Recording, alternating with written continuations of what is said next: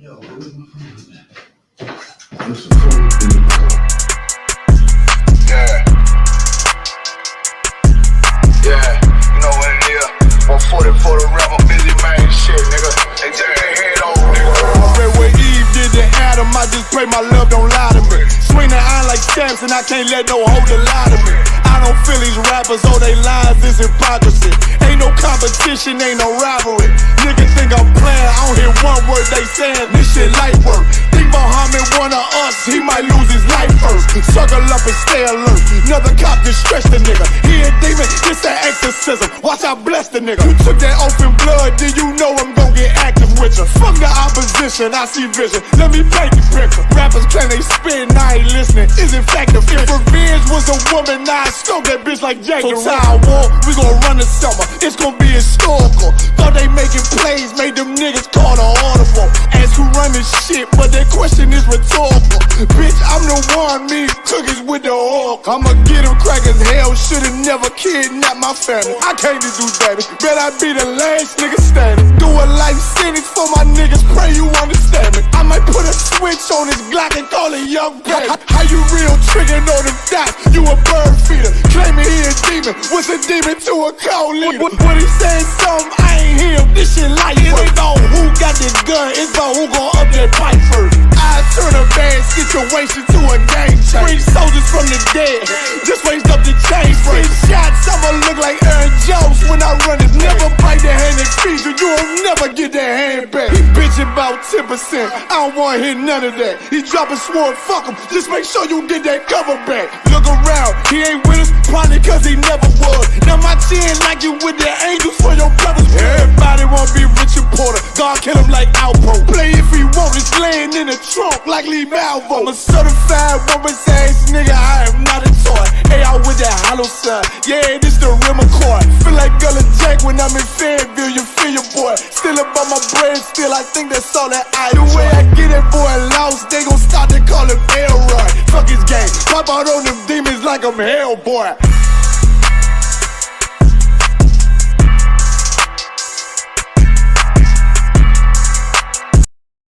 We talking about practice, not a game, not the game that I go out there and die for and play every game like it's my last. Not the game. We talking about practice, man. I mean, how silly is that? And we talking about practice. Back row. Best believe that I'm top 3. The only thing is I'm not 2 and I'm not 3. Put me anywhere other than one that is not me. It's beef, we strut a nigga block, that's chopped cheese. No peace, the butterfly sting him, that's Ali. You reach, I teach him with the handle, that's Kyrie. Machines, you hook like a Roman, that's IV. You a sheep, I'ma go, it's a difference, so watch me. You weak, all hooks, no punches, so block these. They mock me, I just show them how it goes. Try to stomach this thug life. They ring got the nose, bandana on the grip. All heads coming out the foe. Connected from Cali to New York, nigga, so let it go. Made for this, nigga, I eat bars and drink flows. Thinking you woke into your third eye peephole. Line for line, this shit too easy, it's like a free throw. Mastered the game too early, this bitch a cheat code. It ain't a game, these niggas lame, they bring a shame. If I'm with an officer, it's a number in his name. We ain't the same, you want the easy pass, tell him change his lane. Shit, I've been through the fire, you can't stand the rain, take an aim. Tell him runner, he can try his best. Drive a car named after me, that's why I'm in the vet. Laugh at these niggas once again and I ain't break a sweat. Number 1 at everything I do, that's why I'm one west. The Lord is not the God of the dead, so when I die, coming back for my spot, so forever I'm top 3. Just tell him to watch this, janitor with the mop stick. You gon' need a defensive lineman to block this. On point when I bomb shit, 10 for 10 I do not miss. I'm barking with a full bulldog, it is not mixed. They can see that my mind's sick, I don't write, I find shit. I don't like it, then I switch. If I touch it, it's diamond. Tell a bitch that I'm God sent. It ain't because my kicks is built like 5'6", 5'7" is my bitch. Dangerous, high risk. I lose it, get another one. You think I'm talking about a girl? I'm talking about another gun. We here now? Hey, look, it is what it is now. We don't fuck with the house niggas. We burn the crib now. I'm ahead now, and I hope they can hear now. I don't care if you think it's it, nigga. I don't fear clown. Silences make it sound like raindrop. That's a quiet storm. Get the job done in the view again. get fired on. If you niggas standing for nothing, what you dying for? If you put real with real, that's how I was born. Walking this bitch ready for war. I'm in riot form. I want these niggas to see me flex. That's why I am armed. I shouldn't live in the crib, nigga. I should buy a farm to go through this shit so effortless. Best believe that I'm top 3. Only thing is, I'm not 2 and I'm not 3. Best believe that I'm top 3. Only thing is, I'm not 2 and I'm not 3. Best believe that I'm top 3. Only thing is, I'm not 2 and I'm not 3.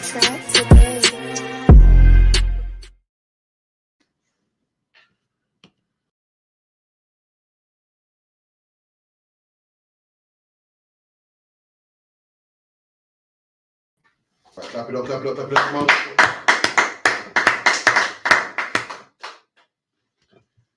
Shalom Israel.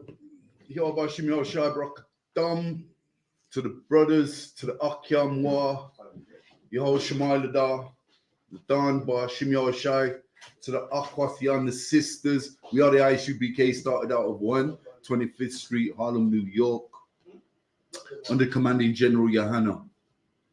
We are affiliated with no other Israelite group. We teach that blacks, Hispanics, and native Indians are the real Hebrew Israelites of the Bible, God's chosen people. Okay, we'll run through what we've got going on in the school this on a weekly event, and then we'll go straight into the class. So on a Monday we've got the law class. Tuesday we have the brotherhood class. Wednesday is the history class. Thursday is the scripture breakdown class. Friday is the Lashawan Kodash class, which means in the Hebrew, in the English, that's Hebrew. Lashawan Kodash in the English is the Most High's holy tongue, the ancient Hebrew. This is the language that all the prophets spoke. Yahushua, aka Jesus Christ, spoke. Moses spoke. Noah spoke. Jeremiah, Ezekiel, Isaiah, Daniel. This is our ancient language, our tongue. The so-called blacks, Hispanics, and native Indians. Okay, so that's what we've got going on in the school. Also on a Saturday, Salakia. Also on a Friday after the Lashawan Kodash class, we have a class that runs from 9 till 11 called On the Ends. That's our live radio show. Then Saturday, we have Saturday morning in the school. We have a Saturday morning Sabbath service that runs from 10 till 11. And then from 12 till 5, we hit the road for street camp. So weekly gathering on the Sabbath. We keep street camp 1 week in Birmingham Central. Next week in London Central, I believe it's Piccadilly. Okay, and that's what we've got going on in the school. A lot of stuff going on in the school. Got feast day coming up, the Feast of First Fruits. That's on the 50th day, counting from the last day of unleavened bread. So the beginning of unleavened bread, the first day being the Passover. Then 7 days of unleavened bread. And then from 50 days from the closing of that feast day, we have the Feast of First Fruits. Okay, you can read about all the feast days in the book of Leviticus. Right then, so tonight's class is called,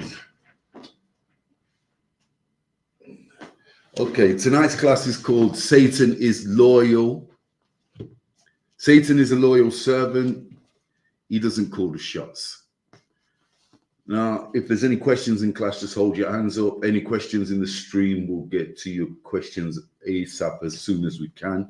Okay, so tonight's class is called, again, Satan is a loyal servant.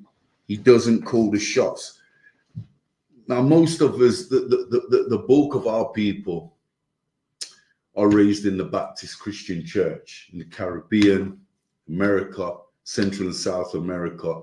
We're raised in the Baptist Church, and we're taught by our pastors and the Christian Church that Satan is the Most High's adversary. He's his opposite. He's a challenge, a big challenge to the Most High God. He's disobedient. He's gone against the Most High God.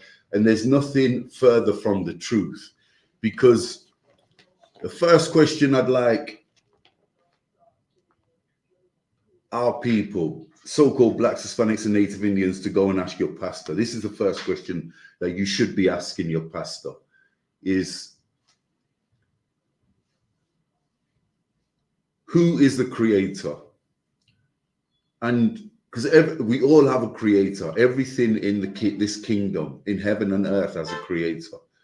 And if something created Satan, then surely he must answer to something or somebody. Okay? This is the question you must be asking your pastor. Because it's our pastors and it's the Christian church that push on our people that Satan is the Most High's opposite. He's some kind of threat to the Most High God. And you should ask your pastor, where can he find that in our records? So-called Blacks, Hispanics, and Native Indians. These are our records. Okay?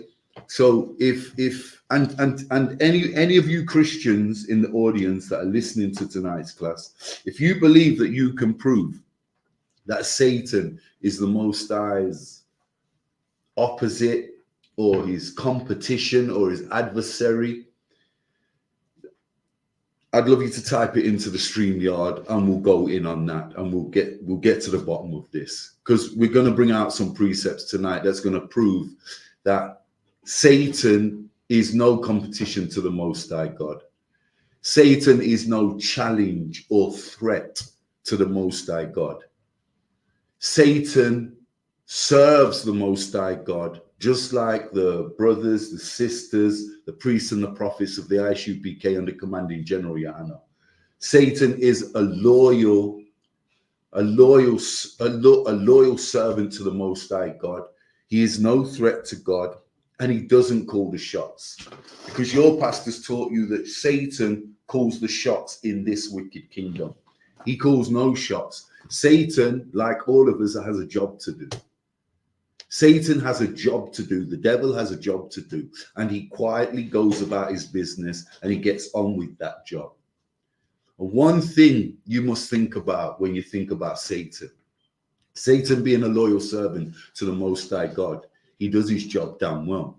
You see that, Mozart? He does his job really well, Satan does. And you Christians, our people that are stuck up in that Christian church, in that Islamic mosque, and them Rastafarian doctrines that our people seem to love to adorn to, if you could do your job half as good as Satan does his job, then you would be a lot more loyal and closer to the Most High God than you are up in that Christian church and in that mosque and in your Rastafarian doctrine. Point blank and period. And we're going to have a look at it tonight. Remember, we have these records for a reason.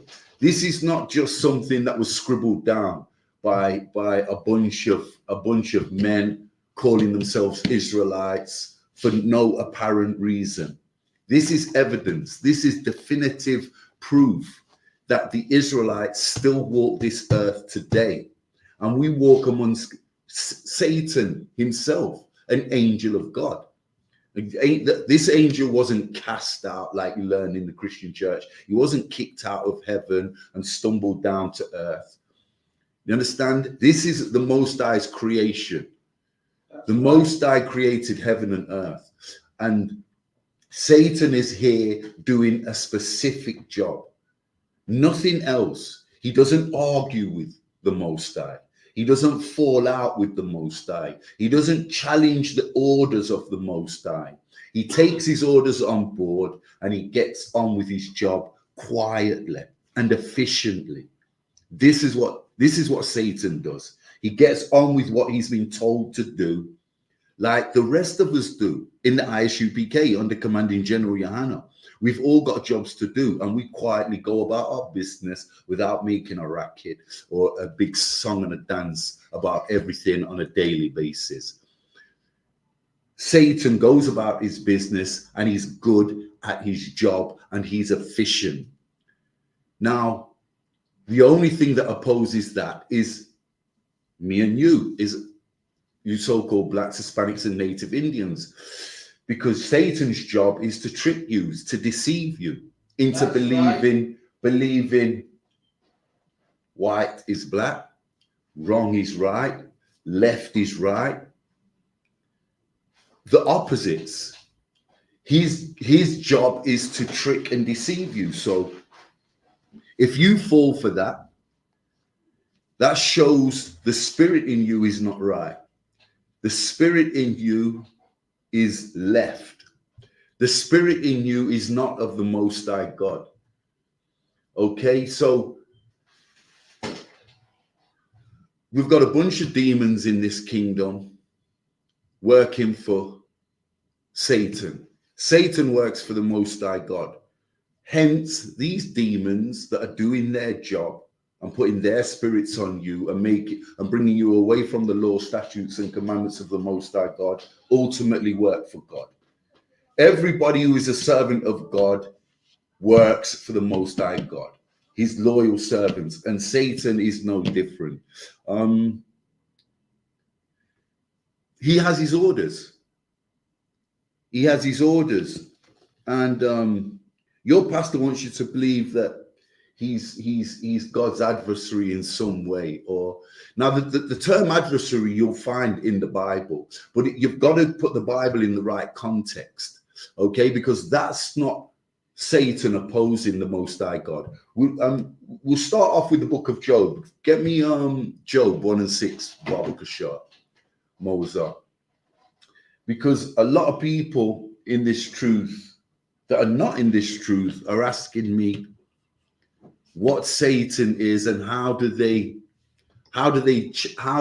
fight Satan? How do you fight Satan? Well, to start off, you get yourself out of that Christian church. That's right. To start off, you get yourself out of that Islamic mosque, and you get yourself out of them ridiculous Rastafarian doctrine that we're stuck up in by elders in our communities. You get yourself down to 394 Lodge Road and hear the One West doctrine, the home of the truth, the I.S.U.P.K under commanding General YAHANNA. This is the only place you're going to find this truth, and you'll find out who Satan really is, and we're going to find out tonight. Okay, the book of Job 1 and 6, Baba Kasha. The book of Job 1 verse 6. Now there was a day when the sons of God came to present themselves before the Lord. Okay, so here, this is literal about the angels. Okay, so we have the Bible's full of metaphors, and it's full of literal things that are taking place, that are occurring all around. Okay, and remember, we said we have these records for a reason. So here, this is literal. Okay, so now there's a day when the sons of God came to present themselves before the Lord. What does that mean, the sons of God? Well, first we have to know that the Bible talks about the Son of God in two different things, two different components. So we know that Christ, Hamashiach Yahushua, is the Son of God, but that is not what this verse is talking about. What is this verse talking about? Does anybody in class know what this verse is talking about? Who are the sons of God? It's talking about the angels. Yeah. Baba Khan is talking about the angels. So here, how do we know he's talking about the angels? Well, read it again for me, Baba Kasha. The book of Job.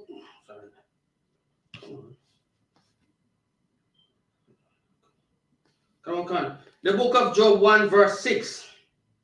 And now there was a day when the sons of God come to present themselves before the Lord. Sons of God, that's plural.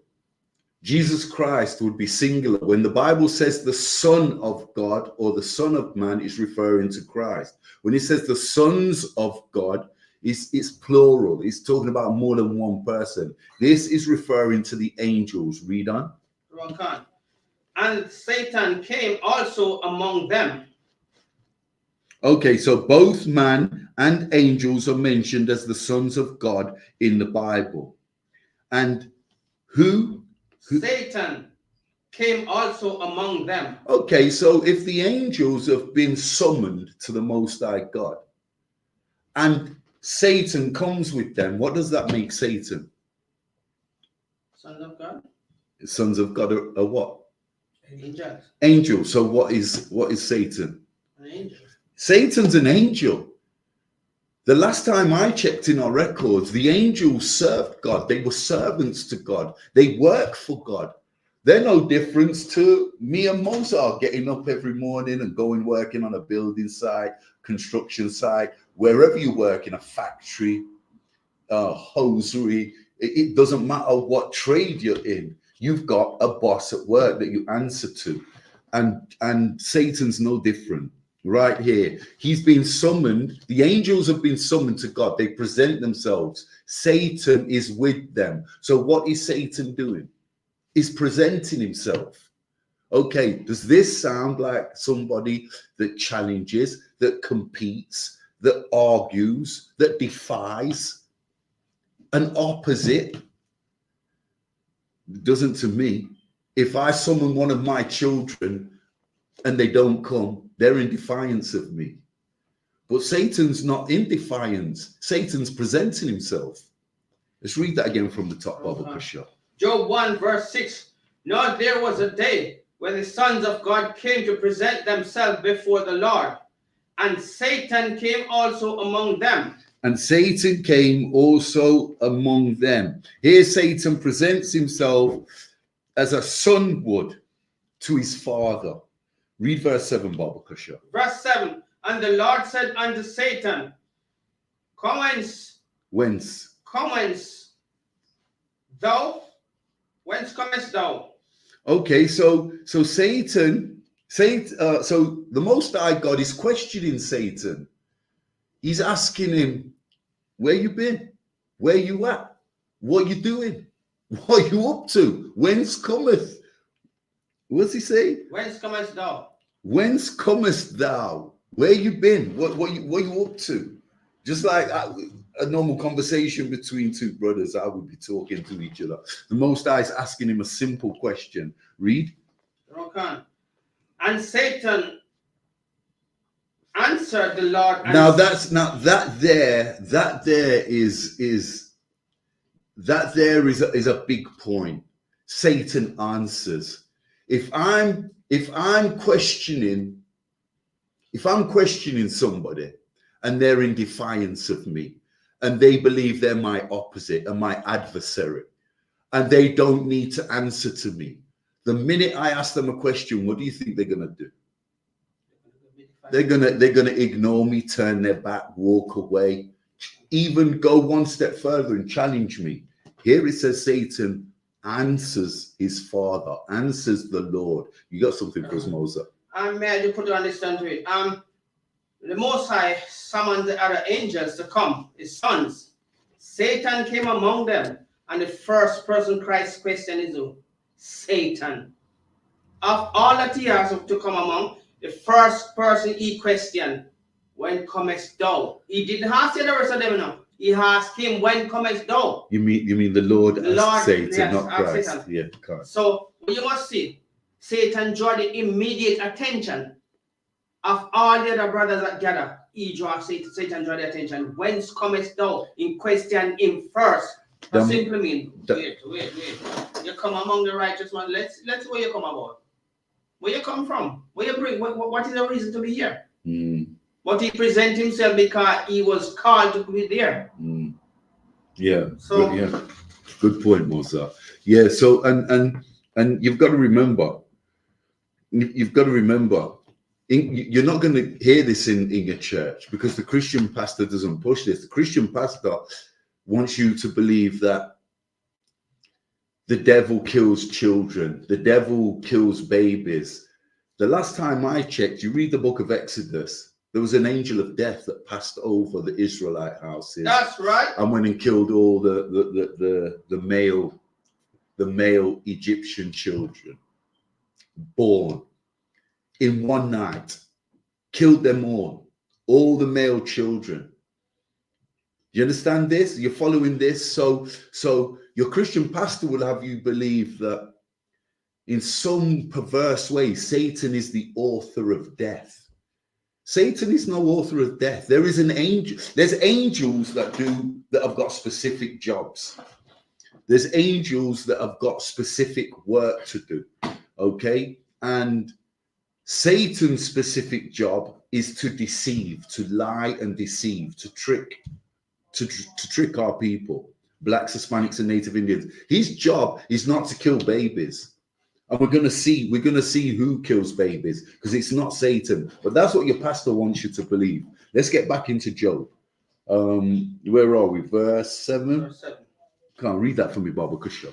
And Satan answered the Lord and said, from going to and fro in the earth. So here, Satan, the Most High has created the earth. Satan's just moved, roaming around, just checking on things. He's going to and fro in the earth, just like we do, just like man does. When you move city, you have a look about. You might change countries, move city. You go to and fro. You go in town. You have a look. What's what? Who's who? Read on. And from walking up and down in it. I'm walking up and down in it, in the earth. Verse 8. Read on, Baba Kusha. Verse 8. And the Lord said unto Satan, hast thou considered my servant Job? And the Most High God says, have you considered my servant Job? Another one of God's loyal servants. Read. That there is none like him. Okay. In the earth. Okay, so God explains to Satan, look, this guy called Job, he's a man like everybody else. He's not like you, but he's perfect. He's so obedient, he's so righteous. Read that again, Baba Kasha. Hast thou consider my servant Job, that there is none like him in the earth? No other man like Job. Job is perfect according to the Most High God. Read. A perfect man and upright. There you go. A perfect man and upright man. Read. That feareth God and issueth evil. And how do you fear God? Keeping the law, statutes, and commandments. Keeping the laws, statutes, and commandments. So Job is perfect because he keeps the law, statutes, and commandments. He's just like Satan. He's good at his job. Satan's good at his job, and so is Job. Job's been told what to do, and he does it. He gets on with it, and he's recognized by the Most High God. And as we're going to read, he's rewarded. He has everything. He has everything, and he's protected, and he's wrapped in cotton wool by the Most High God. Read on. Verse 9. Then Satan answered the Lord and said, do it, Job, fear God for naught. Verse 10. As thou... So like, read verse 9 again, Baba Kasha. Verse 9. Then Satan answered the Lord and said, do it, Job, fear God for naught. Okay, so Satan... God, the Most High is questioning Satan. Satan replies to God. He answers God like a loyal servant does, or a loyal son, a loyal child would to his father. He doesn't disagree with God. He doesn't challenge God. Challenge is not the right word. He doesn't oppose the Most High God. He knows he's going to get orders, and he receives them orders, and he goes about his job quietly and does it. So Satan answers the Lord, and he says to the Most High God, does Job fear you for nothing? Does he fear you for nothing? Why does Job fear you? And we're going to find out. We're going to find out in verse 10. Read on, Baba. Verse 10. As not thou made an edge about him? Have you not wrapped him in cotton wool, Father? My Lord, you have put him in a protective shell. You've given him damn near everything a man could want, desire spiritually and carnally in this wicked kingdom. Read. About him and about his house and about all that he had on every side. So here we have it. The Most High's given Job everything he could desire. Why? Because he's righteous and he's upright. Read on. Thou art blessed the work of his hands, and his substance is increased in the land. Okay, so what Satan's done, the point he's trying to make to the Most High God is you've given Job everything and you've wrapped him in cotton wool. This is why Job does everything that you want him to do. He behaves and conducts himself the way you want him to, because you've wrapped him in cotton wool and given him everything. You put a protective hedge around him, and he's got everything, both sides, in and out, upside down. There's nothing wrong with this guy's life. And that is why Satan is saying to the Most High God, he'll do anything. But let's read on and see what else Satan has to say for himself. Verse 11. Put now forth thine hands. So put forth your hand, read. And touch him, that he all And that touch he all- hath. And touch all that he hath, read. And he will curse thee off thy face. So really, in a nutshell, what Satan's saying to the Most High God here is, test him. Let me loose on him. Put forth your hand. Take away some of this stuff that you've given to him, this protective bubble you've wrapped him in, and he'll curse you. He'll curse you where? Where will he? He'll curse thee to thy face. Verse 12. Read on, Baba. Verse 12. And the Lord said unto Satan, behold, all that thee art is in thy power. Only unto himself put not forth thine hands. So that Satan went forth from the presence of the Lord. Okay, then there you go. Okay, so here we've got the Most High explaining to Satan that Job is perfect. Satan says only because he's been given everything. Take it away from him and you'll see a different Job. You will see a different man. You will see a different servant. He'll switch on you just like that.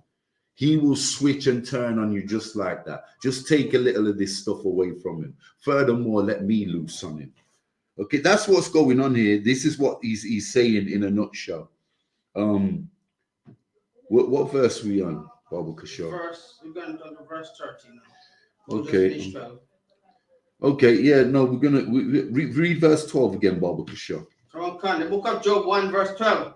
And the Lord said unto Satan, behold, all that he art is in thy power. Only upon himself put not forth him his hands. So Satan went forth from the presence of the Lord. Yeah, read that again. Verse 12. And the Lord said unto Satan, behold, all that he hath is in thy power. Only upon himself put not forth thine hands. So Satan went forth from the presence of the Lord. Okay, so the Most High is telling Satan, go then. Go. You can't change Job's heart. Go and test him for me. Test him to his limit. You can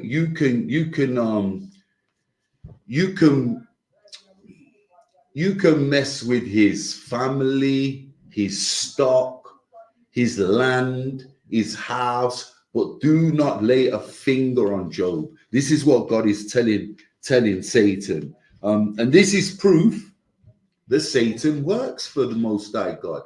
He doesn't oppose the Most High. He doesn't challenge the Most High. It's right here in Job 1 and 12. He does everything the Most High allows him to do. He does everything the Most High orders him to do. Read verse 12 again, Bob. Job 1 verse 12. And the Lord said unto Satan, behold, all that he art is in thy power. Okay, so all that he has is in your hands now. Go and do what you do. I'm unleashing you on Job. Read. Only upon himself put not forth thine hands. But don't you dare lay a finger on Job, on my loyal servant. Read. So Satan went forth from the presence of the Lord. So Satan left, and he left from the presence of the Lord to go about his business and get on with the job at hand. Okay, drop that and give me Psalms 109. So here, that's definitive proof in Job from chapter 1, verse 1, right through to from verse 6 through to 12. that Satan has been given orders from the Most High God. Now then, here's your second question to ask your Christian pastor. Does this sound like somebody that opposes somebody else? From what we've read in Job, chapter 1, verse 6 to 12, does this sound like what our Christian pastors push on our people? That Satan is the author of evil, that Satan is the author of death, that Satan is the author of opposing the Most High God, challenging the Most High God, or has what we have just read is Satan being a loyal, humble servant and doing as he's damn well told. That's right. That's what we've just read. So ask your Christian pastor, where in these records can he show you that Satan ever opposed God? That Satan ever challenged the Most High God? That Satan ever caught up in a row or an argument with the Most High God? Because I'm telling you, you won't find it in these records, in our records. These records are for a reason. And can you imagine if we didn't have these records? The stuff that these pastors would be spilling. They're limited in the lies they can tell. And that goes for your Islamic imams too. And the Rastafarian elders in our communities. Psalms 109. Let me catch up with you, Baba Kashab. Salakia. Okay, so Psalms 109. We start from verse. Let's start from verse. Start from verse. Give me verse 5, Baba Kashab. Verse 5. Can't. Okay, so who wrote the book of Psalms? Moses. King David. So this is King David and one of his compositions. Let's read it and get to it. Come on. What verse? Psalms 109, verse 5. The book of Psalms 109, verse 5. And they have rewarded me evil for good.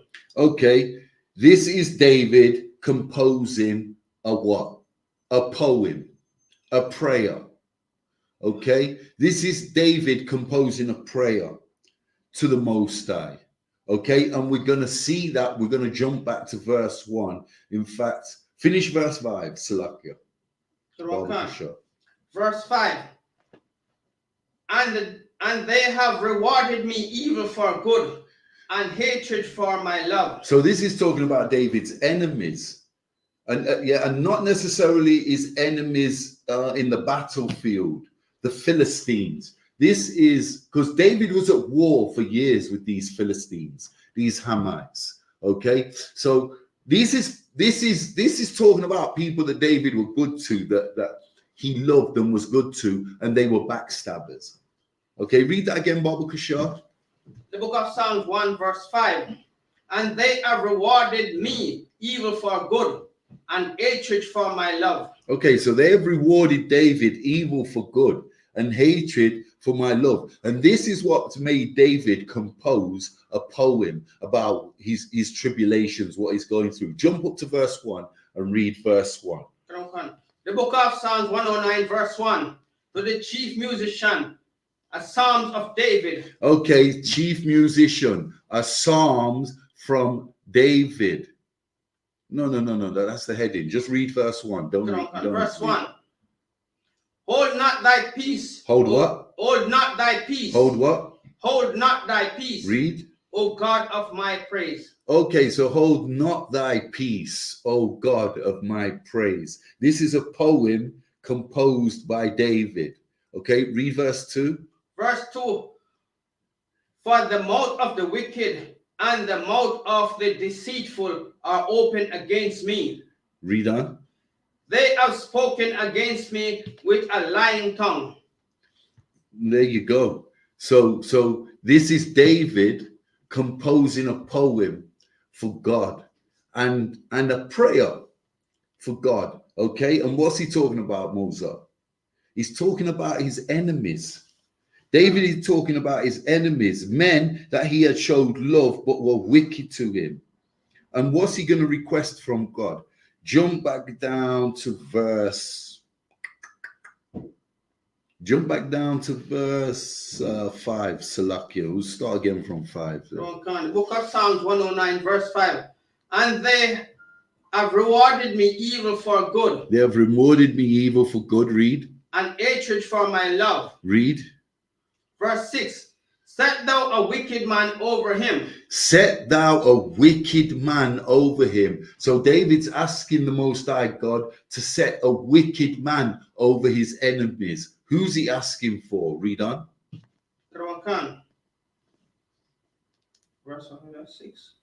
Set thou a wicked man over him. And let Satan stand at his right hand. And what? Let Satan stand at his right hand. Okay, so here it sounds to me like David is asking the Most High God to unleash Satan on these wicked men that oppose him. That's right. He's asking God to let Satan do his job. Okay? Because King David knows what your pastor doesn't know. King David knows that Satan is a loyal angel that serves the Most High God and does as he's damn well told. King David knew that. But why doesn't your pastor know that up in that Christian church? Why does your Christian pastor teach you that Satan is the author of death, is the author of defying God, when he does nothing of the sorts?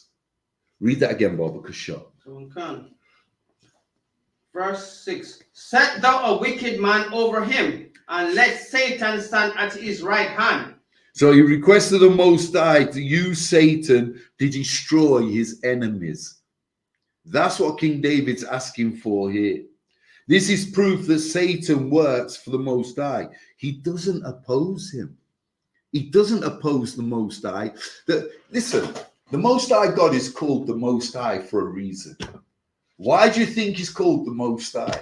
Because there's nothing as high as him. There's nothing can equal the Most High God. There's nothing above him.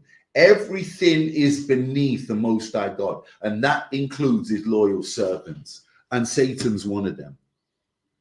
Satan is he's not the author of all these things that your Christian pastor wants you to believe. Satan is the author of deceit, of deception, and that's his job. Outside of that, Satan doesn't have another job. He's not a moonlighter. He doesn't moonlight. He hasn't got 2, 3, 4 jobs.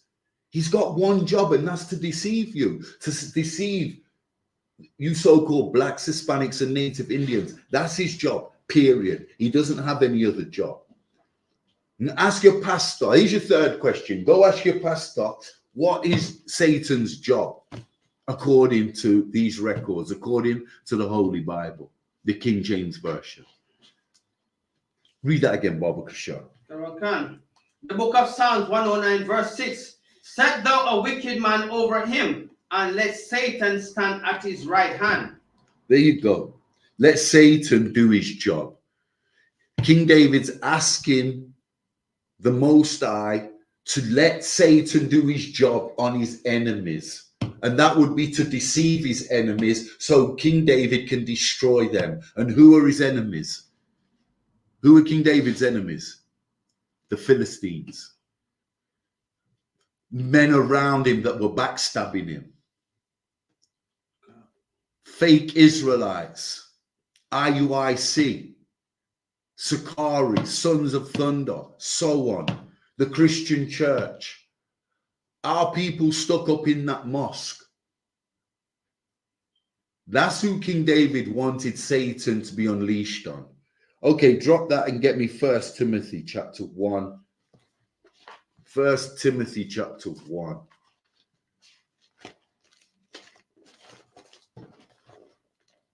Let's start from verse Timothy.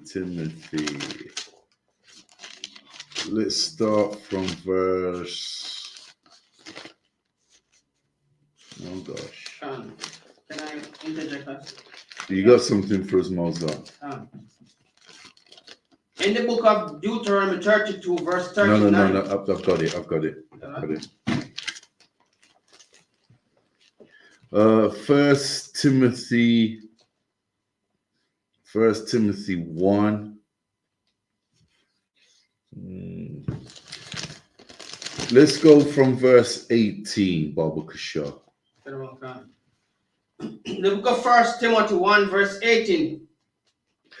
Okay, so just before we read this, does everybody in class know who wrote who scribed the book of Timothy, First Timothy? Not sure. Okay, well, these are the records.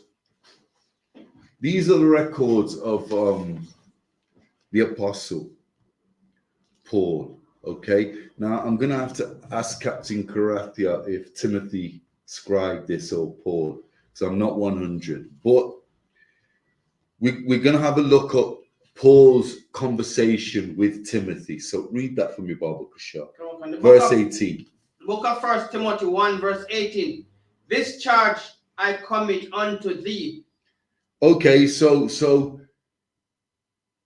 the Apostle Paul is telling Timothy, I'm gonna charge you. I'm gonna show you. So I'm gonna give you something to strive towards. Watch this. Read. This charge have I committed unto thee, son Timothy, according to the prophecies which went before on thee, that thou by them mightest war a good warfare. Okay, so verse 18. This charge I commit unto thee, son Timothy, according to the prophecies which went before on thee. Okay, so he's talking about prophecies, things to come, that thou by them mightest war a good warfare. What's a good warfare, Moses? Kind of victory after the battle. But what's Paul talking about here in verse 18? What's a good warfare? A good warfare is being checked by a man above you when you're slipping.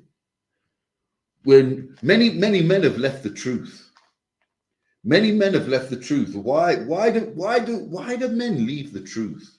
Why do brothers and sisters leave the truth? This is what Paul's talking about in 1 Timothy 1 and 18.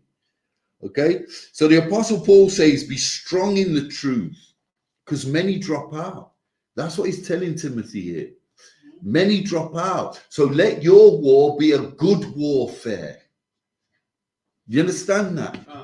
Get up in the morning, when you wash your face and brush your teeth, look in the mirror and know that you're not going to break these laws, statutes, and commandments today. Declare war on yourself. What did I'm not even going to get into that, because Islam is absolute nonsense. And our people that are stuck up in that mosque, they're no different to our people that are stuck up in that Christian church. It's a damn lie.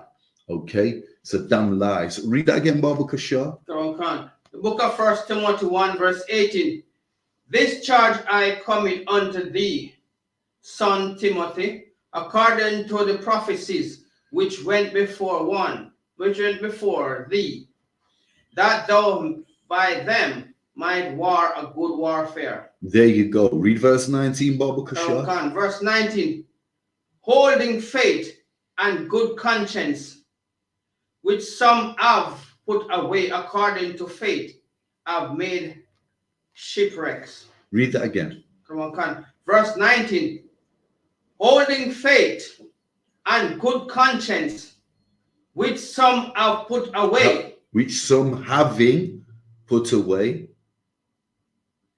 Concerning faith, have made war shipwreck. Okay, so it's pretty self-explanatory. Which some having put away concerning faith, having made shipwreck. Does anybody want to break that down? Okay, let's break it down. Shipwreck. What's a shipwreck? Can anybody tell me what a shipwreck is? A destroyed ship that collided with something. Okay, a shipwreck is the Titanic. Mhm. An almighty catastrophe. Your ship hits rocks, it sinks. Now, but what this is metaphorically speaking, what is Paul, the Apostle Paul, talking about here? A self-destructive person. He's talking about people dropping out of the truth. Mhm. And that is the good warfare, keeping these laws, statutes, and commandments, and keeping this truth and staying in this truth, not swaying, not going left, not going right, just staying for the duration until our King comes back. Okay? And the only way you can do that is to be like unto him and keep these laws, statutes, and commandments. Okay, because if you're not keeping these commandments, you're most probably up in that Christian church, or you're probably following the Rastafarian doctrine, or you're in that mosque. And we know what God thinks about these brick buildings. What does God think about these brick buildings that our people are serving instead of him?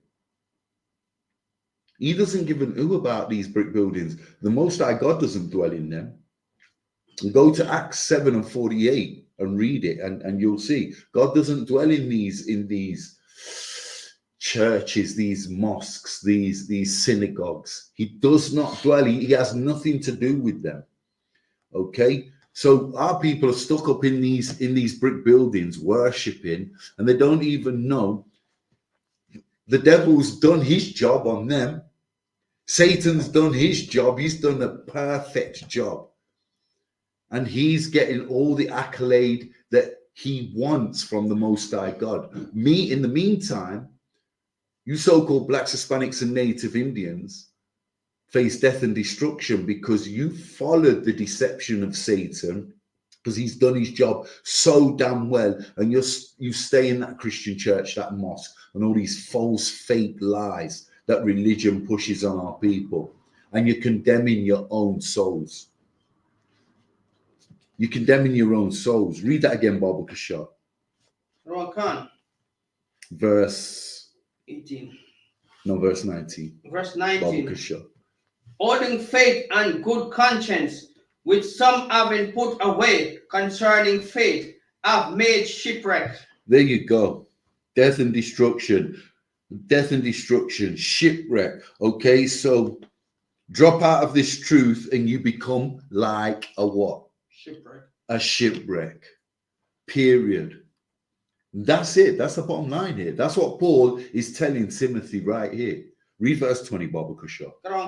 Verse 20. And here we're going to see, here in verse 20, we're going to see how Paul uses the deception of Satan to destroy two Israelites that were wicked as hell. Read that, Baba Kashar. Of whom is Emenius and Alexander, whom I have delivered unto Satan, that they may learn not to blaspheme. There you go. Read that again, Baba Kashar. Verse 20. Of whom is Emenius and Alexander, whom I have delivered unto Satan, that they may learn not to blaspheme.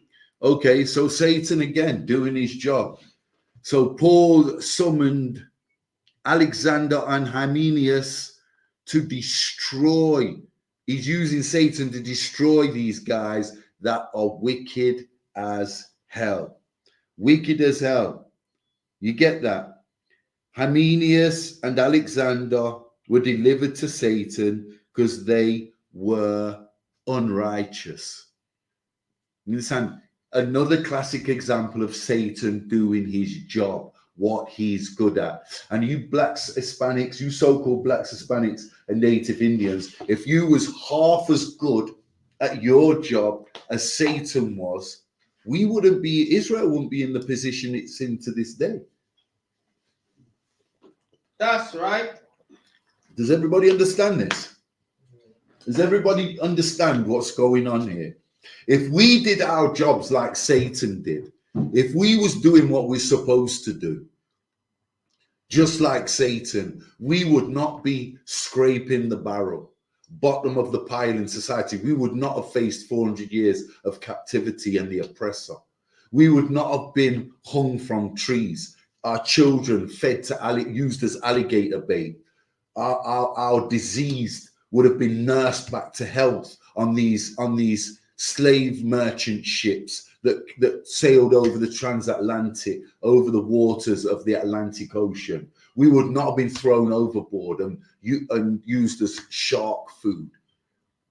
Thrown overboard as shark food. These atrocities that happened to us for 400 years and still happening to us today in the last 165 years, it wouldn't have occurred. We couldn't do what we were supposed to do. Guess what though? Satan does, because Satan is a loyal servant and he knows he doesn't call the shots. Satan gets his orders and he does as he's damn well told. And you so-called blacks, Hispanics and Native Indians should take a leaf out of Satan's book, because you should not be in that Christian church, in that mosque, listening to your imam and your goddamn pastor. You should be reading and studying Satan and doing what he's doing, not being deceived by him, but doing your job as you was ordered to do. And what is your job? You so-called blacks, Hispanics, and Native Indians, what is your job? Your job is to keep the commandments of the Most High God, period. You don't have another job. If you're keeping the commandments, your family will be in order. Your household will be in order. The Most High God will be pleased with you. Everything that Job was and stood for, that is what you would stand for. If you was doing your job correctly, if you was a loyal servant to the Most High God. But what does your Christian pastor think? He thinks he calls the shots. You understand? Our people stuck in that Christian church, we go up, we think we call the shots. We pay no mind to these laws, statutes, and commandments, because we believe the lies that our pastors have told us, that they don't exist anymore. That alone is a damn lie. That alone is a damn lie. Is there any more on that, Moser? That's verse 20. That's it. Verse 20. Okay, so there you have it. Listen, try telling your pastor that verse 20 is a killer. That verse 20 is a killer, because it's another example of Satan doing his job immaculately, perfectly and immaculately. Yeah. Yeah. He's doing his job so well. And if you blacks, Hispanics, and Native Indians could do your job half as good as Satan does, you would be in a much higher position than you are today. But you try telling your pastor this, he'll look at you like you're a demon. You try telling your pastor, you try telling your pastor that the Most High God is the author of death. You try telling your pastor that the devil, that Satan is not the author of death, that Satan doesn't kill babies, women, children. You try telling him that Satan is so good at his job. The Most High God is always pleased with Satan. You know that Satan reports back to the Most High God. Every little thing that's going on in this wicked kingdom gets reported back. Satan's just doing his job and doing exactly what he's told to do and executing his orders. That's what Satan does. Nothing more, nothing less. Can I add something? Come. The book of Ecclesiastes 12 verse 13. Let us hear the conclusion of the whole matter. Fear God and keep his commandments, for this is the whole duty of man. So, as the brother was saying, that is your total duty. Nothing else you must be occupied with. Your duty is to fear God, and that's what you are here to do. There you go. I couldn't have said it any better, Mozart. Thawada up. Okay, so Satan's doing his job, we're not. That's the bottom line. Satan's doing what he was ordained, what he was ordered to do by the Most High God. You so-called blacks, Hispanics, and Native Indians are not. Do you understand? And another thing, the point of what Paul's getting across to Timothy here is, why should these two wicked-ass characters, Hymenaeus and Alexander, why should they collect any reward? Why should any of us collect a reward from God if we're not doing what we're supposed to do? Satan's going to have his reward because Satan's loyal and does what he's told to do. Right. Satan doesn't challenge the Most High God. He doesn't. There's no record in this book of Satan arguing the toss with the Most High God, challenging God, opposing God, the Most High God. There's no records of it in this book. No records. Why should if you're wicked, why should you be rewarded by the Most High? You've got a judgment to face. Your reward is going to be your judgment. And that's going to happen to our people that are stuck up in that Christian church and that Islamic mosque and them ridiculous Rastafarian doctrines that so many of us are stuck up in and lost in. Yeah, that's the bottom line. You should be really more like Satan. And if you was more like Satan, then you'd be doing your job correctly and accurately. But you try to tell your pastor this, and he'll think that you've lost your goddamn mind. Get me Matthew 4, chapter 4, Matthew 4:1. You try telling your pastor that Satan is loyal and he does everything that he's supposed to do, and he gets his orders from the Most High God. He comes and executes his orders. Then he reports back to God who he's been able to capture, who he's been able to trick, who has been able to deceive. And then that judgment is held by God, not by Satan. Too many of us down here are blaming Satan for something that he's been ordered to do. We sit around moping around. There's a cot death, your baby dies. You go and get counseling from your Christian pastor. Your Christian pastor tells you, Satan killed your baby. The Most High God doesn't kill babies. Well, we know from our records that's a damn lie. Everything under the sun has been created by the Most High God. And everything under the sun gets destroyed by God. Every flower, every grass grain, every child, every man, every woman, anybody that dies, they've died because the Most High God allowed it to happen. Not Satan. Stop blaming Satan. Satan's doing his work, what he's ordered to do. Satan doesn't kill babies. This is just bizarre. There's no record of Satan killing babies, but this is what we believe in the Christian church because our pastor has told us this. Our pastor has pushed this on us. Matthew 4:1. The book of Matthew 4 verse 1. Then was Jesus led up of the Spirit into the wilderness. Okay, so here we've got another example of Satan doing what he's been ordered to do by the Most High God, being a loyal subject to the Most High God, a loyal servant. Yeah, Satan doesn't wake up in the morning and decide to himself, okay, I'm going to test the Hamashiach today. I'm going to test the Anointed One. I'm going to destroy King David. I'm going to destroy King Solomon. I'm going to destroy the men in the I.S.U.P.K under commanding General YAHANNA.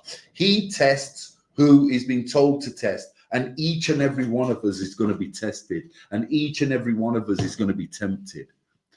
But there's, like in Ecclesiastes 3:1, there's a time and a place for everything.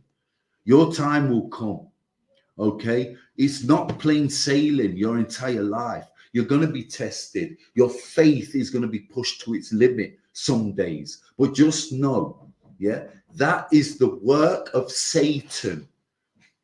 And he's got his orders from the Most High to do that, to test you. He doesn't just wake up in the morning and go about his business and do whatever the hell he wants. He does what he's told to do, like the rest of us are. In the I.S.U.P.K under Commanding General YAHANNA, the Commanding General YAHANNA gives us the orders. That goes down to the 12 shield generals and so on and so forth, through to all the generals, through to, it's a filter. Goes through to the captains of 13,000, captains of 10,000, the officers of 5,000, the officers of 500, the officers of 50, the troopers, the students, the sisters, the cook, clean, do their part, the children. This is an order of distinction, and Satan's no different. Satan gets his orders and he executes them in this wicked kingdom. That's it, point blank and period. And whatever your Christian pastors push in is a damn lie, and it's not the truth. Okay, Matthew chapter 4 verse 1. Let's see what because here we've got Christ fasting for 40 days and for 40 nights. Okay, and Christ didn't fast for reasons that we might, to atone or to repent, because Christ was perfect. Christ kept all 613 laws. He's the only man that did. Yeah, but saying that, Christ fasted and atoned because it's in our records. And Christ was the Hamashiach, the anointed one. He believed in every word of the prophets that came before him. He came to fulfill the law, not to destroy it. And all the records of our prophets, Christ believed in and executed to the best of his ability. And that's how he was perfect, because he kept all the laws, statutes, and commandments. And here we've got Satan doing his job, going to work. And he's been ordered by the Most High God to go and test the Hamashiach, the anointed one. And we're going to find out if Jesus is worthy or not. Let's read this. The book of Matthew 4 verse 1. Then was Jesus led up into the Spirit into the wilderness. So then was Jesus led up of the Spirit into the wilderness. And who's leading him? Who's leading Jesus of the Spirit into the wilderness?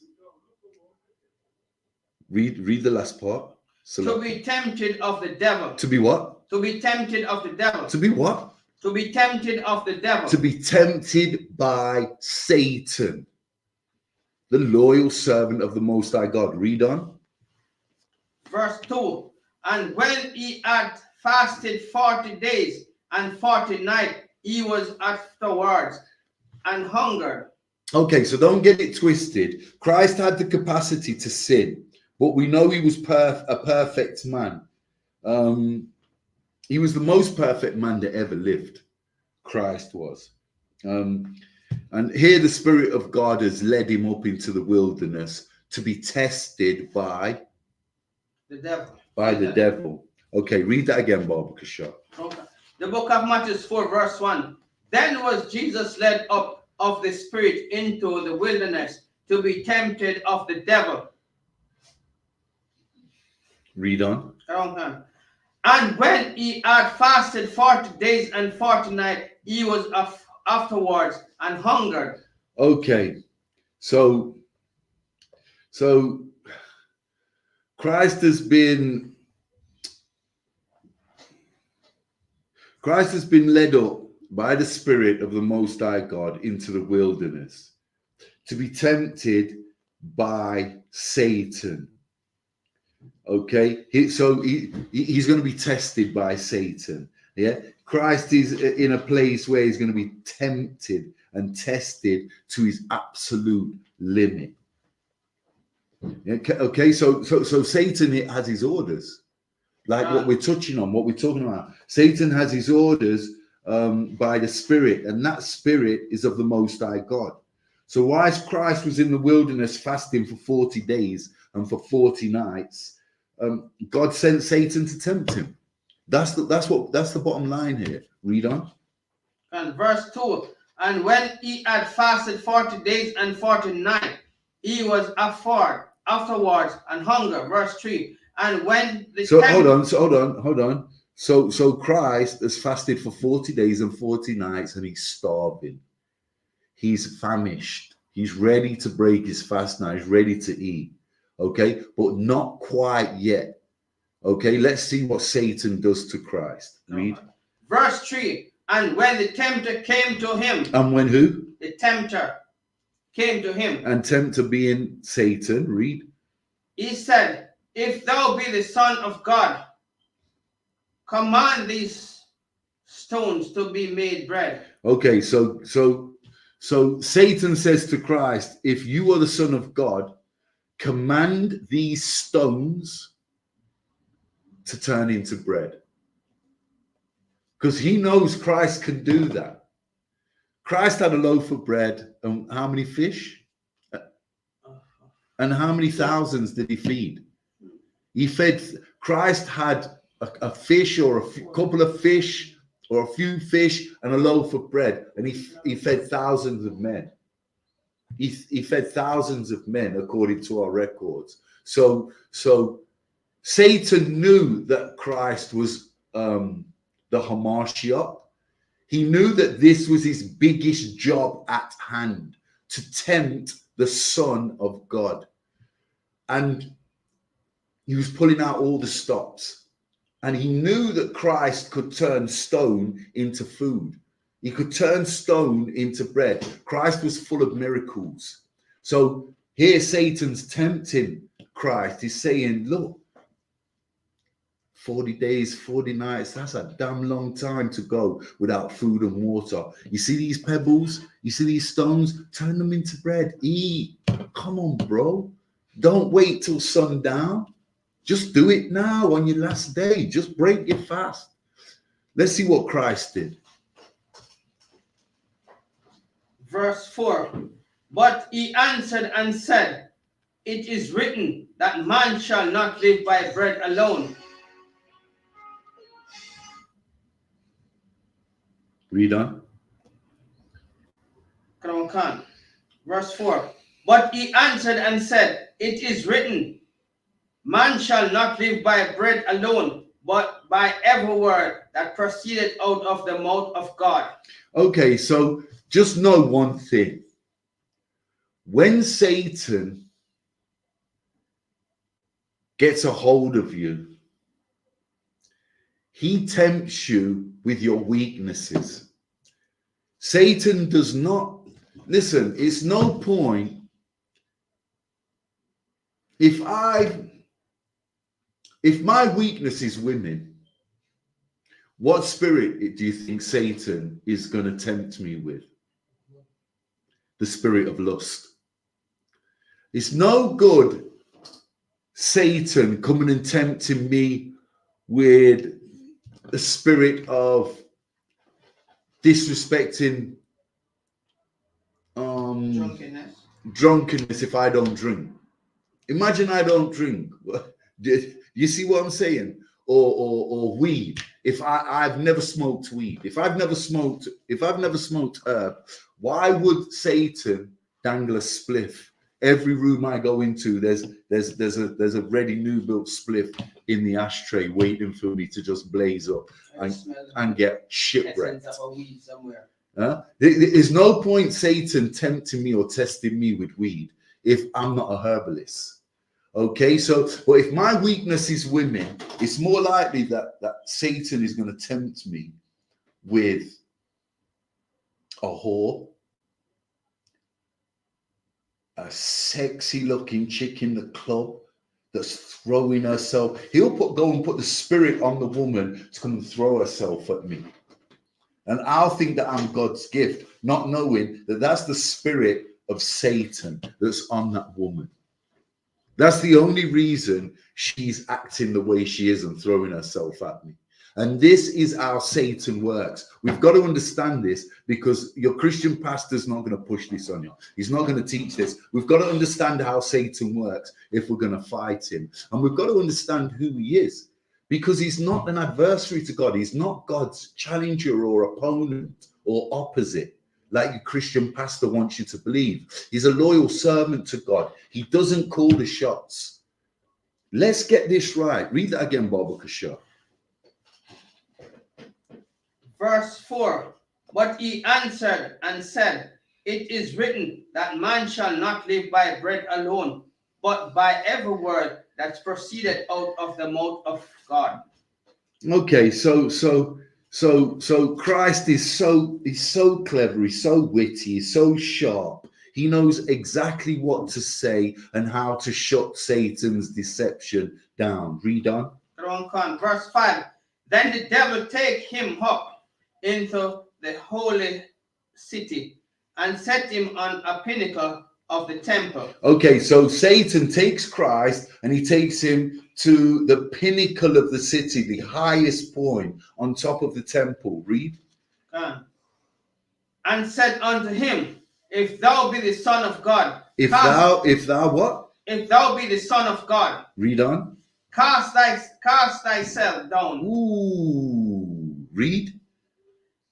For it is written, he shall give his angels charge concerning thee, and in their hands they shall bear thee up, lest that any time thou dash thy foot against a stone. Okay, so Satan tells Christ, where's that? What's that? Verse? That is verse 6. Okay, so Satan tells Christ, jump off this highest point. You're the Hamashiach. You're the Son of God. The angels, you've got your own band of angels. They'll protect you. They'll wrap you. You won't die. You're the Hamashiach. You perform miracles. You can jump off this building and nothing will happen to you. Let's read verse 7 and see how Christ shuts down Satan. Jesus said unto him, it is written again, thou shalt not tempt the Lord thy God. Thou shalt what? Not tempt the Lord thy God. And there's your answer, Satan. There's your answer. And if you understand how Christ lived his life, this is exactly how he dealt with the scribes and the Pharisees. He was too sharp. He was too witty. He was too clever for all of them, including Satan, who was damn good at his job. Satan was really good at his job. And he's tempting Christ here, and he's telling Christ to jump off the highest point of the temple. He says, nothing will happen to you, Christ. You're Jesus the Christ. How can anything happen to you? You'll just bounce off the concrete like a ball. Christ says to him, listen, if I was to jump, it doesn't matter whether the Most High God saved me or killed me. The point is not to test the Most High God. That's how he answers Satan. Satan shut down. He shut Satan down in an instance. You see that? He shuts him straight down. Verse 7, Jesus said unto him, it is written again, thou shalt not tempt the Lord thy God. And Satan has to move on because he knows that he doesn't call the shots. Who calls the shots? Yahweh.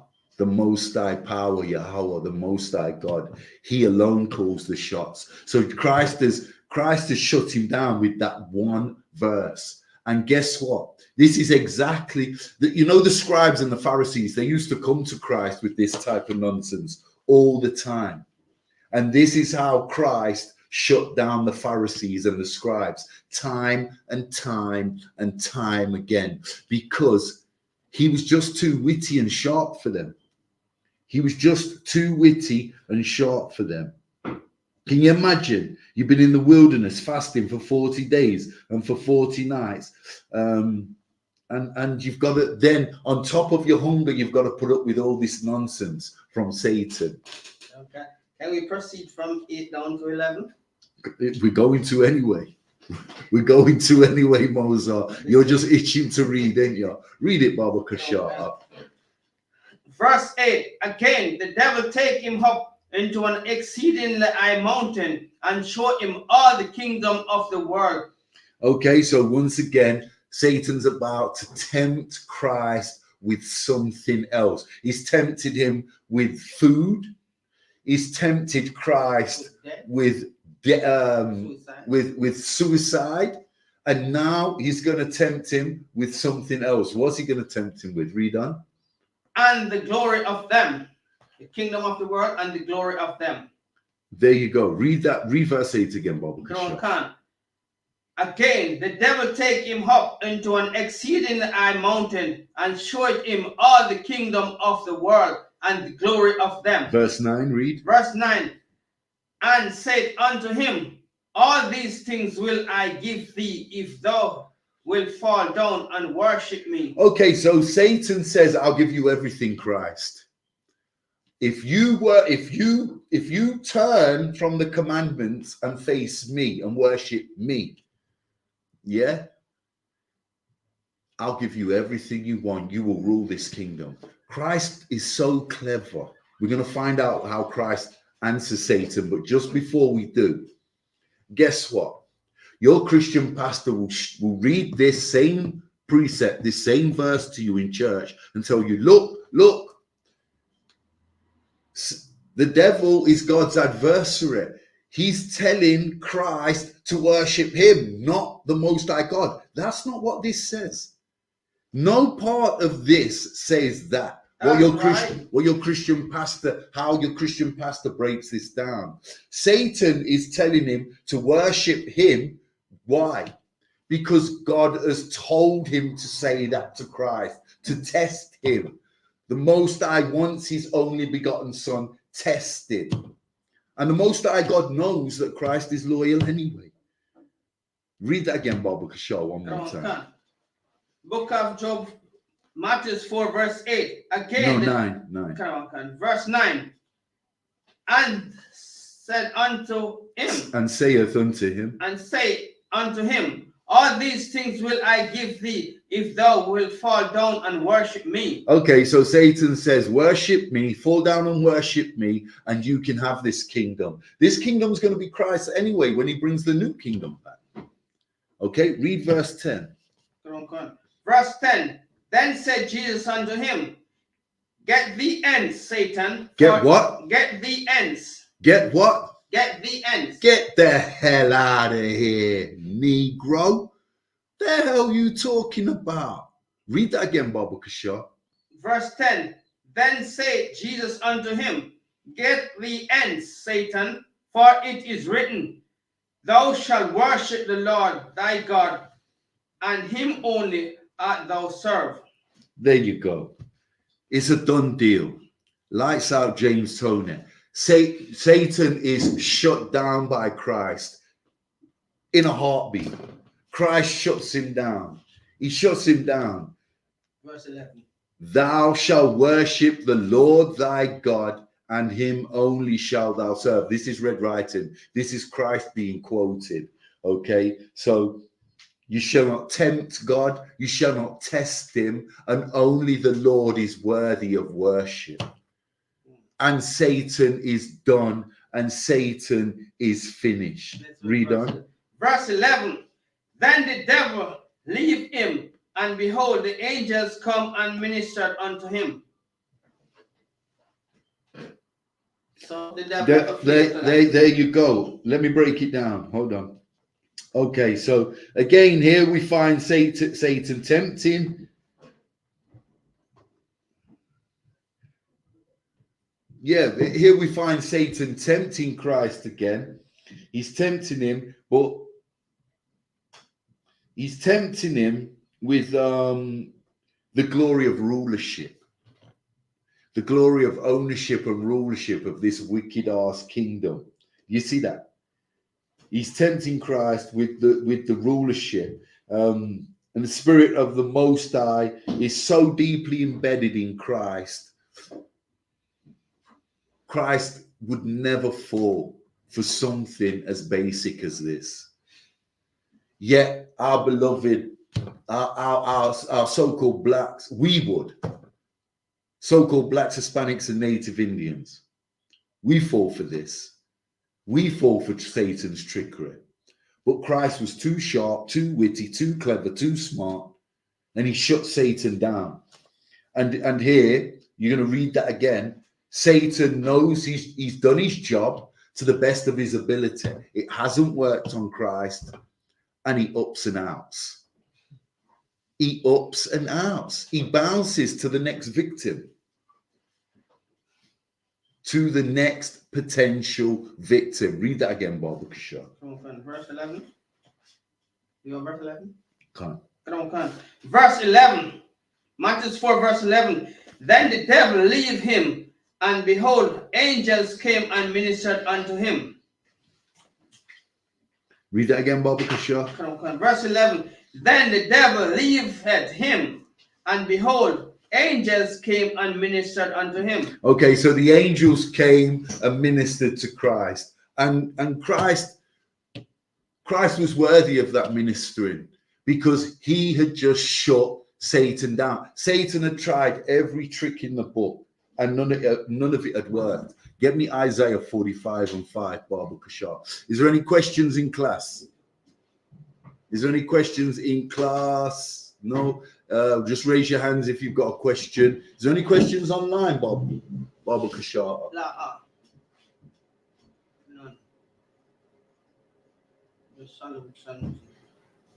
Isaiah. Isaiah 45 and 5. I think we got a heathen in the stream. What's that? A heathen, one of the other 17 nations, not of Israel.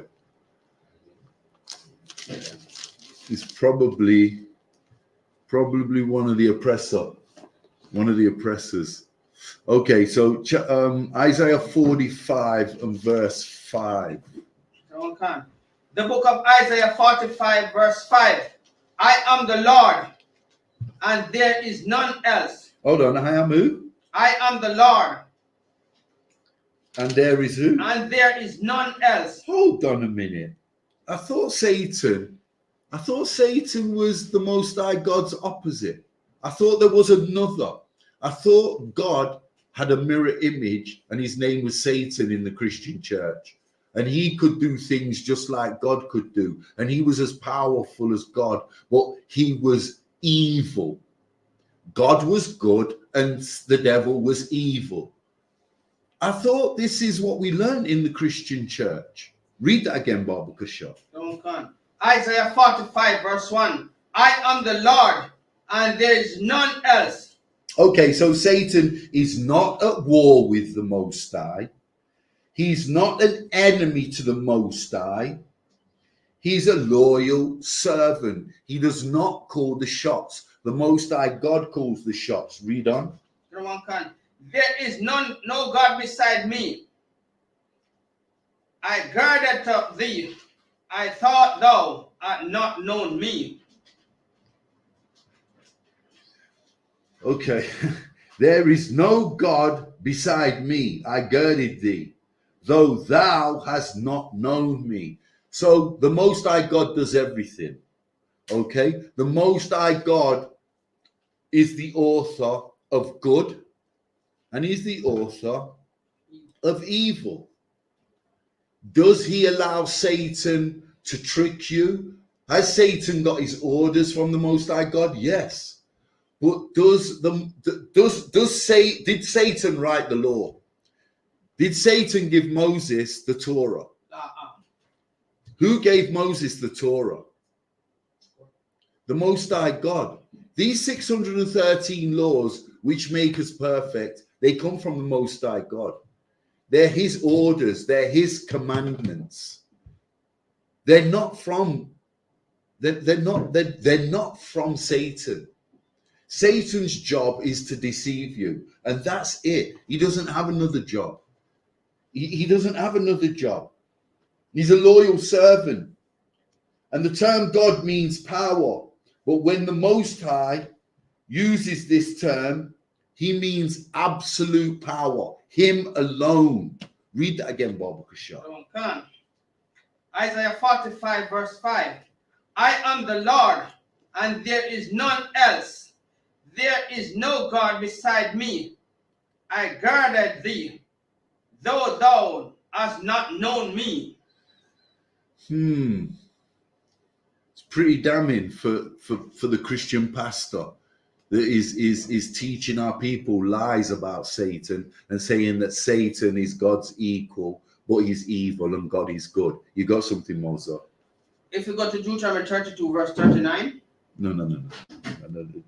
Just slow down, Moses. We don't want Deuteronomy 32 and 39. Jump down to verse.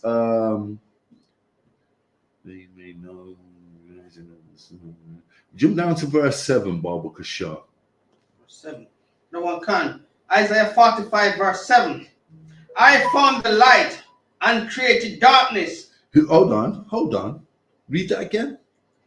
I formed the light. So the Most High is talking to Isaiah. The Most High creates light. The Most High formed the light. Read on. Can. And created darkness. And he did what? Created darkness. Okay, so the Most High God created darkness. Read. I made peace. Okay, the Most High then, this Isaiah is telling us the Most High creates evil. So first of all, here's your fourth question. Salakia, read on, Baba Kasha. And made peace and created evil. And do what? And created evil. And do what? And created evil. It's a done deal. Draw the curtains. It's a done deal. The pastor told me that the devil, Satan, creates evil. What's the Most High God say, Moses? I created evil. I am the Lord. I do. No, read it from the top. Oh, sorry. I formed the light and created darkness. I made peace and created evil. All right, Salakia, read it from the top and announce the book and the chapter and the verse. Isaiah 45, verse 7. I formed the light and created darkness. I made peace and created evil. I, the Lord, doeth all these things. It's a done deal. I form the light, I create darkness, I make peace, and I create evil. I, the Lord, do all these things, not Satan like your Christian pastor pushes. And even our brothers and sisters stuck up in that lie of Islam get taught the same thing. If you're in that mosque, you're going to learn, what do they call him? Shaitan. Shaitan is the Arabic for Satan. Okay, they'll tell you Shaitan creates wickedness and evilness, not God. Hold on a minute. You do not believe in the records of the prophets, and that is why Islam is the biggest lie on the face of this earth next to Christianity. The two of them go hand in hand. They are both bare-faced lies, just like Rastafariism. Nonsense. You got something, Moses? But is the same Muslim church formed from the Catholic Church? So they both say the same thing. Can't. Read verse 7 again, Baba Kasha. Verse 7. Isaiah 45, verse 7. I formed the light and created darkness. I made peace and created evil. I, the Lord, doeth all these things. Pretty goddamn damning for the Christian church and the Christian pastor. I thought Satan was the author of all evil. God himself here tells Isaiah he is the author of evil. So why the hell is our Christian pastor blaming Satan? Satan's got the short straw. You know, because of his job, it's a bit like, you know, road sweepers and toilet cleaners. People look down on road sweepers and toilet cleaners, don't they? Because they've got the shittiest job. They've got the worst job. They're always in doo-doo. Sewer cleaners. They're always cleaning out piss and shit and all kinds of stuff that is undesirable. that most people don't, a job that most people don't want to do. You understand? Satan has that job in this wicked ass kingdom. For all we know, Satan's damn good at his job, but he probably don't want to do it. No more than a man wants to go and clean out the sewers or clean out your toilet. You see that? But Satan gets a bad report because of his job.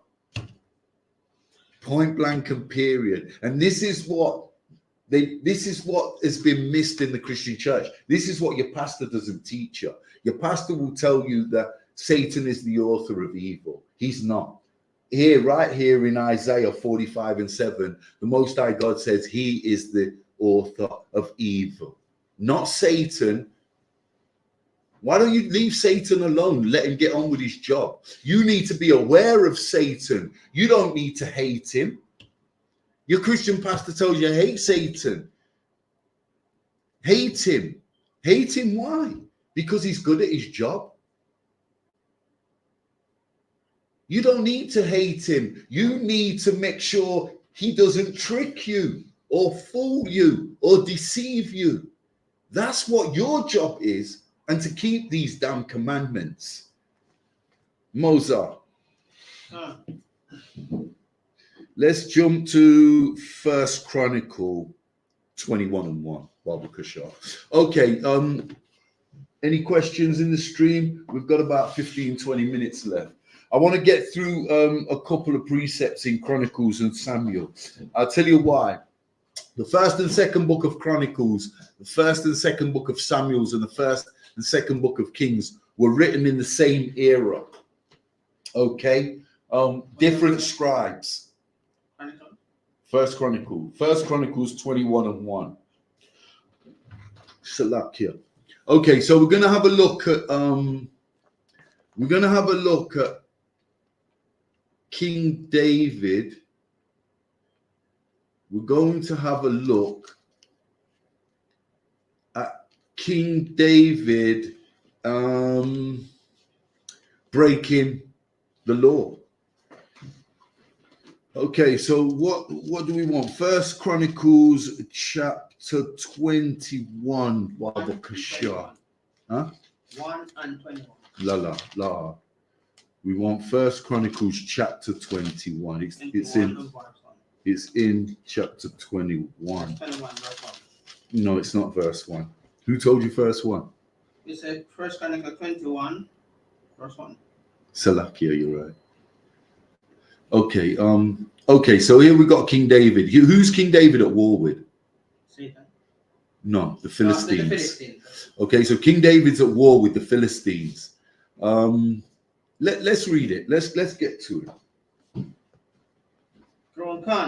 First Chronicles 21 verse 1. And Satan stood up against Israel. Okay, so what we're going to do, we're going to read from 2 of the 3 books that was written in the same era. Samuel, Chronicles, and the books of Kings, 1st and 2nd Chronicles, 1st and 2nd Samuels, 1st and 2nd Kings.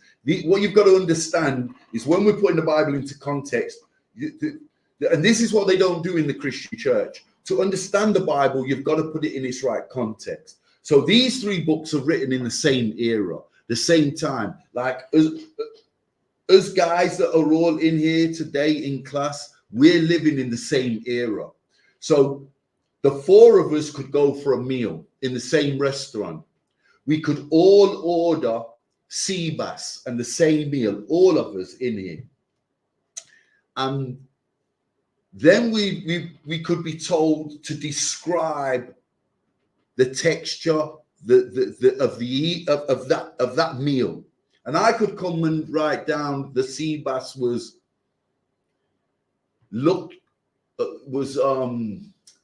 oily and large.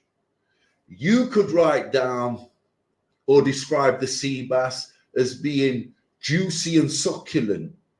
Mozart could write down the sea bass was enough and plentiful. Now, all 3 of our version of events and accounts are in the same city, the same restaurant, eating the same damn meal, but are description of the meal might vary slightly. And that's how you've got to look at 1st and 2nd Kings, 1st and 2nd Samuels, and 1st and 2nd Chronicles, because they are 3 scribes. Obviously, Samuel wrote the book of Samuel, but they're 3 scribes written by 3 separate men in the same era. So just bear that in mind, because we're going to prove here in two of the books, two of the separate books in Chronicles, and then we're going to go to Samuel, and we're going to see that King David is tested and duped by Satan in Chronicles. The scribe of Chronicles, he's tested by Satan, and then in Samuel, he's tested by the Most High God, which is definitive proof that the Most High God passes these orders on to Satan, and Satan does nothing of his own hand or of his own accord.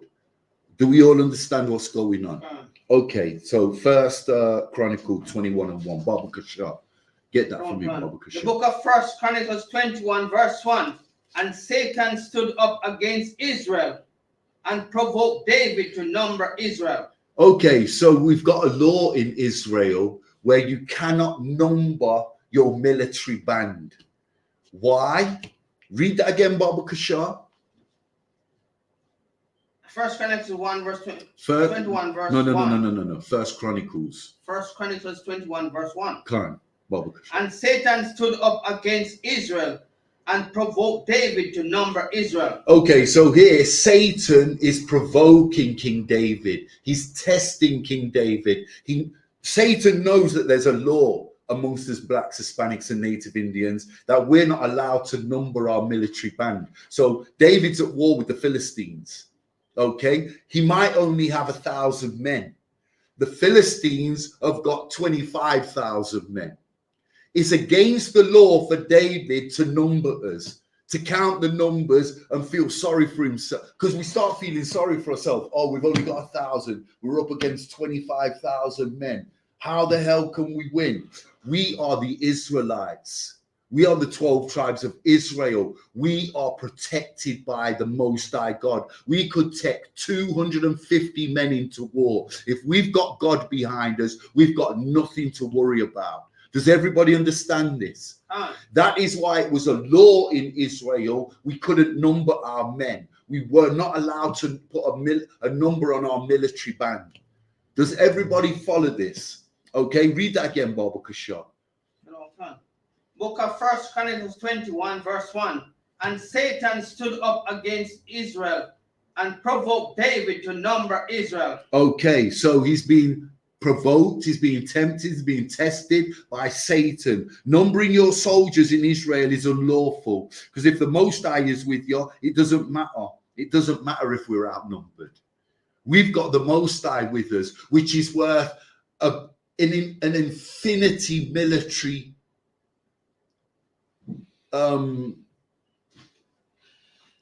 what's the word? What's the term I'm looking for? Military power. Military power. Yeah, that's a good way of putting it. If you've got the Most High God with you, you've got nothing to worry about. You can go and fight an army of 1 million with 10 men. If you've got the Most High God with you, he's going to find a way to get you, to help you to defeat and be delivered from that 1 million man army. Do we all follow this? Now jump down to 2 Samuel 24:1, Baba Kashar. Because here, Satan, I just want you to get the picture and understand that Satan works for the Most High God. He doesn't work for himself. He doesn't work off his own back. He doesn't do as he pleases. He's got his orders. He's got a job to do. He does his job and then he reports back to the Most High God, like any loyal worker does. Any loyal servant reports back to their master, their boss, their gaffer. Call him what you want. There's no bigger gaffer than the Most High God. Are we all following this? Okay, so this, like us brothers here going to the restaurant, eating the same meal, but describing the meal differently. but describing the night the same or similarly. Same city, same town, same restaurant, same table. But my taste buds are different to Mozart's. So how I saw the sea bass, he saw the sea bass a little bit differently. But we all enjoyed the meal. So did Samuel, and in the book of Chronicles, okay, this is the same era, the same story, the same version of events, okay. But we're gonna get Samuel's account now, okay. Now in Chronicles, Satan provoked King David. Let's see what Samuel's records say. Read that, Baba Kasha. 2 Samuel 1? 2 Samuel 24 and 1, Baba Kasha. 2 Samuel 24. The book of 2 Samuel 24 verse 1. And again, the anger of the Lord was kindled against Israel. Read that again, Baba Kasha. And the anger of the Lord was kindled against Israel, and moved David against them to say, go number Israel, Judah. Let me read it. And again, the anger of the Lord was kindled against Israel, and he moved David against them to say, go number Israel and Judah. Okay, so I thought Satan didn't do what he was told. I thought Satan was the author of evil. Samuel here is telling you the same story that's in Chronicles from the same era, the same version of events. But here is the Most High. The Most High is the Most High is provoking David. The Most High is going against David and getting him to number Israel as a test, to number Israel and Judah. And what does this mean? This is the northern kingdom and the southern kingdom of Israel and Judah. Okay, this is all 12 tribes. But in Chronicles, the records of Chronicles said Satan provoked King David, which he did. But here in 2 Samuel, the Most High God has provoked David, which shows you that Satan only provoked David because the Most High God ordered him to. Do we all follow this? Do you get this, Mozart? Yep. You see this, don't you? And that's the point of this. And that's why I had to let you know. So Samuel, Chronicles, and Kings are all from the same era. The same stories, just like Matthew, Mark, Luke, and John. 4 different scribes in the same era with the same version of events, the stories, because Matthew, Mark, Luke, and John scribe the life of Christ and their version of events. So all 4 books in the same era, the same accounts, but individual versions. And that's what Chronicles and Samuel is demonstrating right here. You know, we've learned from these 2 precepts that the Most High God ordered Satan to provoke King David. Satan didn't make this up. You know, he didn't just wake up and decide, I'm going to test King David today. He was ordered to. The Most High God did this. He orchestrated it, and he was the author of this. And guess what? King David failed because King David did number Israel. Read on. Okay. Verse 2. For the king said to Joab, the captain of the host, which was with him, go now through all the tribes of Israel, from Dan even to Beersheba, and number here the people, that I may know the number of the people. Verse 3. And Joab said unto the king, now the Lord thy God add unto the people how many soever that be, an 100-folds, and that the eyes of my lord the king may see it. But Why do it, my Lord, be king delighted in this thing? And guess what? You know, because King David broke this law, Israel were punished and delivered unto the Philistines.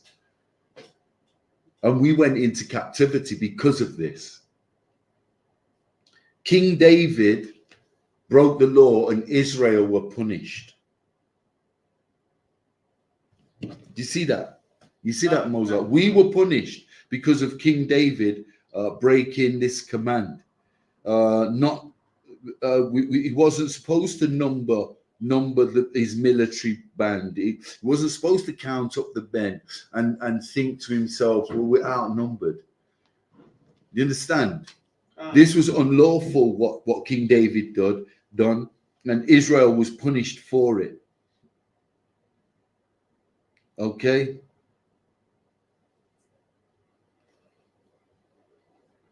Give me James 4 and 7, Baba Kashar. We was punished for King David's transgression. Okay? How long we got left? We got any questions in the stream? I'm seeing it probably. James 4 and 7.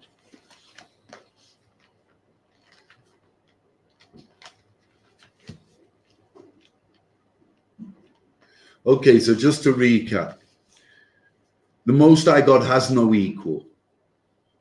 Whatever your Christian pastor is teaching you, get the hell out of that church, because it's nonsense and it's not in the records of you so-called blacks, Hispanics, and Native Indians. Okay, Satan is a loyal servant to the Most High God, and he does not call the shots ever. He never has. He never will. Have we got this? Any questions in class? No. You got that, Baba Kashar? Book of James 4 verse 7. Submit yourself therefore to God. Do what? Submit yourself therefore to God. Do what? Submit yourself therefore to God. Submit yourself therefore to God. Read. And resist the devil and he will flee from you. Do what? Resist the devil and he will flee from you. Okay, so Satan has his orders to test you, to push you to your faith, to its limits. And if and when he realizes he cannot deceive you or trick you, what does he do, Mozart? Read that last bit. Resist the devil and he will flee from you. He flees from you. So all you've got to do is keep these commandments and resist the trickery, the deception of Satan. And remember that he's doing his job. If you're doing your job, you will resist his trickery and his deception. Do we understand this? Is everybody straight on this? Now we're going to go to your precept, which I already had anyway, Mozart. Deuteronomy 32. Let's go to Deuteronomy 32. You've been itching to read this all night long. But it correlates with Isaiah 45 verse 7. It is precept on precept, line upon line. It goes with James 4 and 7. It goes with a lot of precepts. Read Isaiah 45 verse 7. Because I am he and there's no God with me. Deuteronomy to say the same thing. Yeah. Hold on. There's more precepts that this goes with, and I'll show you after the class. So read that. The book of Deuteronomy, chapter 32, verse 39. Salakia. The book of Deuteronomy 32, verse 39. See now that I, even I am he, and there is Start again. The book of Deuteronomy 32, verse 39. See now that I, even I, am he, and there is no God with me. I kill, and I made alive. I wound, and I heal. neither is there any that can deliver you out of my hands. Okay, so there goes your Zeus. There goes your Thor. There goes your Jehovah, your Jah, your Allah. Read that again, Baba Kasha. Deuteronomy 32 verse 39. See now that I, even I am he, and there is no God with me. I kill, and I made alive. I wound, and I heal. Neither is there any that can deliver you out of my hand. So if you think, and you're serving Satan up in that Christian church, if you think serving Satan, nothing's going to deliver you from the hand of God. God holds your judgment, not Satan. Satan doesn't kill babies. Satan doesn't judge you. Satan isn't God's equal.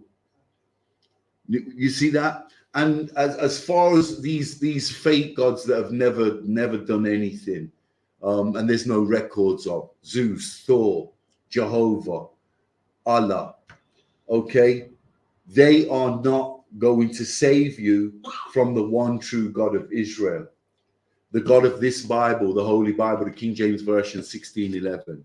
And this is just more damning proof that condemns the church, because I learned from primary school, from infant school, that Satan was God's opposite, his opponent. And there's nothing further from the truth when you read the records of the servants of the Most High God, the prophets, the priests and prophets of God. Okay, and the priests and prophets in the I.S.U.P.K under commanding General YAHANNA will push this until our king returns, because there's nothing but the truth that comes out of the I.S.U.P.K under the commanding General YAHANNA. This is what we push, and we'll be pushing this long when the Christian church is diminished and finished. Okay, so get yourself up out of that church before it's too late. Time's running out, Israel. Okay, and Deuteronomy 32 and 39 is telling us there is no other. And that goes for all your fake gods and all your fake religions, and certainly not Satan. Satan is no opposite or equal to the Most High God. Okay, Satan is a loyal servant that serves the Most High God, and he does not call the shots. And with that, I'm going to call the class and clap it up. I'm going to hand the class over to Officer Mozart for the security announcements.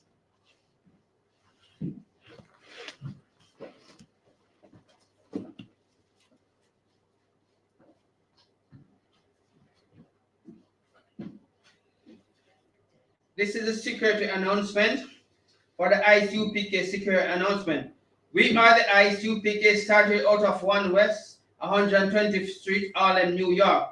Rules for brothers and sisters: when a new brother or sister come into the school, they are off limits for 6 months. They are to be saluted only. They are here to shed themselves off the world. If they need transportation, the teacher will provide it.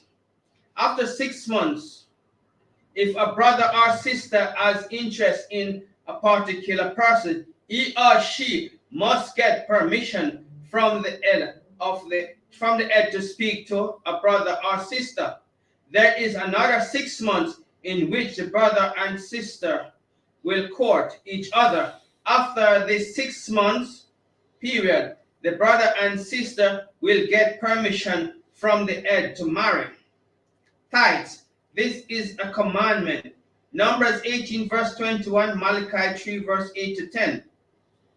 Means tithes in the Hebrew, Mahashara. 10% of every penny of any increase the Lord give you. Give to the Treasury Department or teacher. Priest fund. Free will offering for priests, not mandatory. Whatsoever amount you would like. Upcoming holy convocation. 17th of June, Salakia. The 17th of June Feast of First will the Fruits. feast be the Feast of First Fruits. Announcement. All the convocation from sheet. Remind Akyam and Akyawath to check the bulletin board in the hallway. If anyone wants to be a trooper in the school, to start wearing all black, boots, shirt, pants, headband, and scarf. And with that, I'm gonna give we give one courteous salute to the teacher. Man of Israel, Ahmadiyya, Man of Israel, Ahmadiyya, which means stand. which means stand. Ahmadiyya Shabbat. Ahmadiyya Barak. Yahweh Bashim Yashai Barakatam.